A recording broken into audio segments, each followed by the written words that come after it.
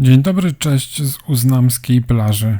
W rzeczywistości YouTube'owej jest jeszcze ciepły początek września, ale mam jakieś takie przeczucie, że wkrótce się to zmieni. Kiedy po raz pierwszy, odwiedzając Świnoujście, jedziemy rowerem do Albek i dalej przez Cesarskie Uzdrowiska, stan infrastruktury rowerowej może naprawdę robić wrażenie, a ilość rowerzystów zaskakiwać. Wszystko to sprawia, że czujemy się, jakbyśmy trafili do krainy rowerowej szczęśliwości. Jednak to, co mnie zaciekawiło, to pytanie, jak wygląda to wszystko w głębi wyspy? Co się stanie, gdy zjedziemy z utartych szlaków, takich jak promenada czy trasa wokół Zalewu Szczecińskiego? Dlatego postanowiłem sprawdzić, jak naprawdę wygląda wnętrze Uznamu. Przy okazji wypatrzyłem kilka ciekawych miejscówek, widoczków na jeziora i nie tylko. Zapraszam na wycieczkę. Najlepszym miejscem na rozpoczęcie urozmaiconej wyprawy w głąb wyspy wydaje się być ścieżka rowerowa wzdłuż Zaagkanal, czyli na promenadzie za Mall of Heringsdorf, a przed Mall of Bansin, mniej więcej w połowie tej drogi, wypatrujemy zejścia na Psią Plażę. To tutaj musimy odbić od głównego traktu i zagłębić się w wyspę Uznam. Ścieżka wzdłuż kanału w porównaniu do promenady nadmorskiej prezentuje się bardziej kameralnie, jednak jej największą zaletą, szczególnie w sezonie, jest zdecydowanie mniejszy ruch. Trasa ta wyprowadza nas na główną drogę, która biegnie przez nadmorskie miejscowości. Jeszcze kawałeczek trzeba się przemęczyć, by dotrzeć do głównego skrzyżowania w Bansin i zaraz za nim możemy rozpocząć prawdziwą eksplorację wyspy.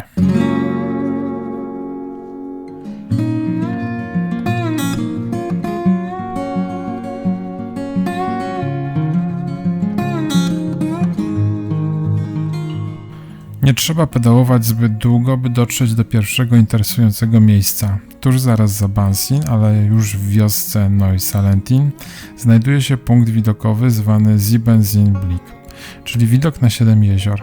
To dosłownie kilka metrów w bok od głównej trasy rowerowej. Z wiatraka, który kiedyś tu stał, podobno można było zobaczyć 7 jezior. Przynajmniej tak twierdzi tablica informacyjna, którą znajdziemy obok wieży.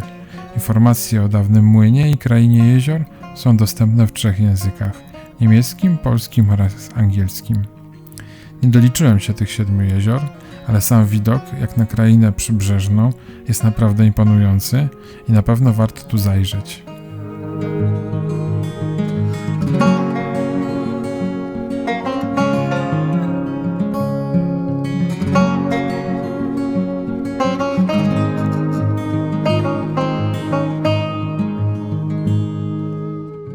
Tam, gdzie są jeziora i widoki, tam są również pagórki. Zjazdy w dół są niezwykle przyjemne, ale trzeba liczyć się także z kilkoma podjazdami. Na szczęście nie są one zbyt wymagające, a nagroda w postaci malowniczych zjazdów zdecydowanie rekompensuje trud. I tak właśnie przez Alt-Salentin i Benz docieramy do Nepermin. W Nepermin znajduje się podobna mała wieża widokowa jak ta, nazwana widokiem na 7 jezior. Jednak tutaj zamiast wielu mamy jedno.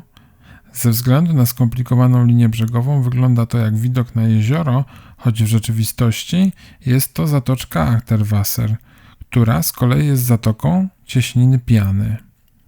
Nie do końca widać, że to część większej całości, ale zaraz to sprawdzimy. Przejedziemy wzdłuż brzegu, bo na mapach widać tu jakiś szlak rowerowy. Nawet jeśli go nie ma, pewnie i tak da się przejechać. A jak nie, to zawsze można przejść. Zobaczymy. Jak dotąd wszystko szło gładko. Droga lokalna zamieniła się w betonową, polną drogę, na której gładkość naprawdę robi wrażenie. Jak na razie nic nie zapowiada niespodziewanych urozmaiceń. Ten skręt w lewo wygląda bardziej obiecująco jako kontynuacja drogi niż piach po prawej stronie. Jednak niepokoi mnie ten znak zakazu ruchu. Chyba pora, żeby zerknąć na mapę. Zastanawiam się, ile tego piachu może być. Spróbuję się przepchnąć jakoś dalej i zobaczymy, czy da się pojechać. Tutaj mamy znak zakazu wjazdu pojazdów mechanicznych, więc chyba jakieś pojazdy niemechaniczne się zmieszczą na tej ścieżce, a jeśli trzeba będzie iść pieszo, to przynajmniej będzie okazja, żeby trochę odpocząć od siodełka. Na szczęście piachu było niewiele. Ścieżka jest teraz bardziej ubita i udeptana. Nie ma ludzi, więc można jakoś powoli jechać. Wygląda na to, że poruszamy się wzdłuż zarośniętego, stromego brzegu, choć jeszcze ciężko nazwać to klifem. To jest miejsce, w którym lepiej zejść z roweru.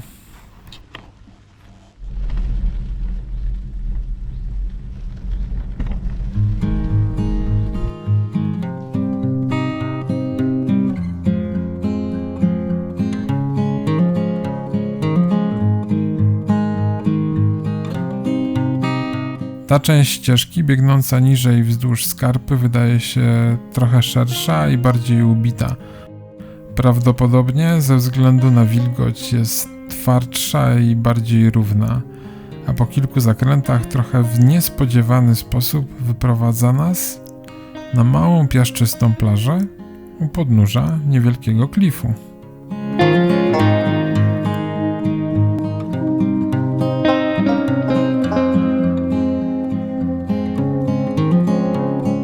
Jest tu zbyt wąsko, żeby mogło się zmieścić zbyt wielu plażowiczów, więc można powiedzieć, że klimat tego miejsca jest szczęśliwie niezakłócony.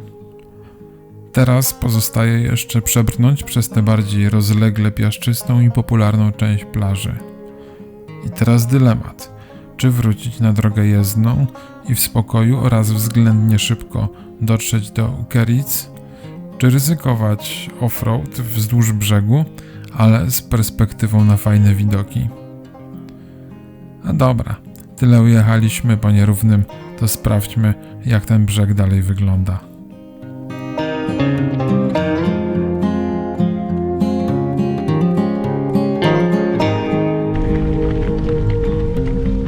Pamiętacie, jak wspominałem przy punkcie widokowym w Napermin, że jezioro, które widzimy, to tylko część większej całości? No i mamy tutaj pełny widok na Achterwasser, a gdzieś daleko na horyzoncie, jeśli się dobrze przyjrzycie, nie widać już linii brzegowej. Zapewne tam Achterwasser właśnie otwiera się na pianę. Czyli czasem warto zaryzykować tę bardziej niepewną ścieżkę. Droga polna wygląda na, nazwijmy to umownie, dość wyraźną, ale na pewno nie można powiedzieć, że to jest tak zwany szuterek. Na oponach trekkingowych czy innych chudszych czuć każdy kamień i naprawdę przydałby się tutaj rower górski. No ale to tylko 3,5 km i w Ukeritz będzie można porządnie odpocząć w bufecie Imbisie w marinie, żeby nabrać sił do dalszej drogi.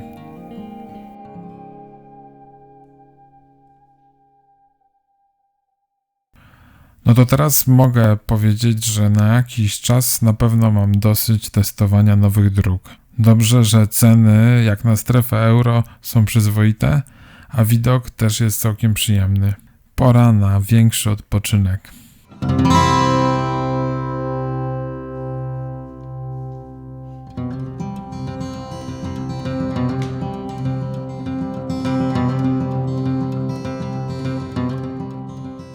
Jeżeli chcielibyście skrócić sobie trasę, możecie przy Imbisie skręcić w prawo i w ten sposób dojechać do drogi rowerowej bliżej Bansin. Ale po solidnym odpoczynku interesuje mnie druga marina w Ukeritz. Zrobię więc małe kółko i dopiero wtedy wrócimy nad DRK do Bansin, biegnącą wzdłuż głównej drogi. Muszę przyznać, że Imbis w tej pierwszej marinie wydawał się być wprost stworzony dla rowerzystów, podczas gdy ta druga jest raczej, no to nic odkrywczego, miejscem dla żeglarzy. No dobra, to teraz podjedźmy do centrum Ukeritz, do drogi krajowej i stąd można podjechać jeszcze w kierunku morza i wrócić trasą nadmorską. Film z niej jest na kanale, wrzucam link do opisu. Albo, jeżeli pragniecie tak jak ja, już tylko gładkiego asfaltu z minimalną ilością podjazdów, wtedy lepiej będzie skierować swe koła na drogę rowerową wzdłuż głównej B111.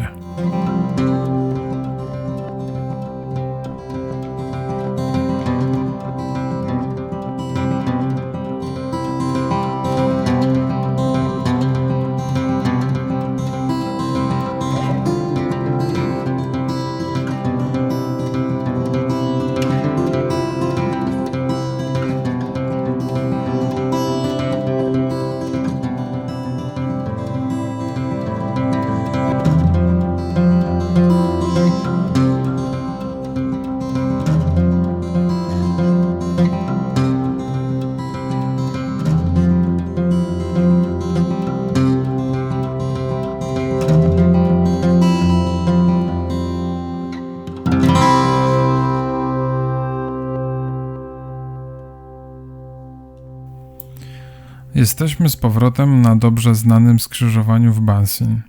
Stąd możemy pojechać tą samą trasą, którą przejechaliśmy, czyli ścieżką wzdłuż Sac Canal, albo alternatywnie skorzystać z normalnej ulicy, ruch tutaj jest spokojny, a trasa poprowadzi nas w centralne miejsce Bansin, gdzie deptak spotyka się z promenadą.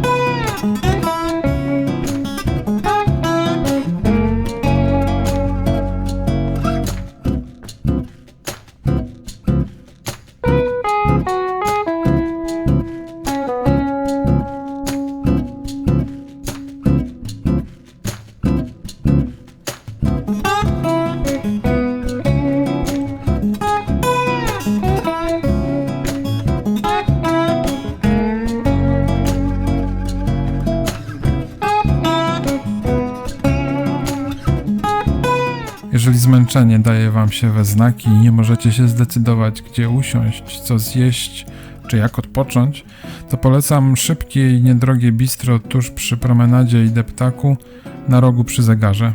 Kiełbaski, kawa i inne napoje, ceny, wrzesień 2024 rok, w okolicach 5 euro. Idealne na przerwę regeneracyjną i obserwację życia na promenadzie.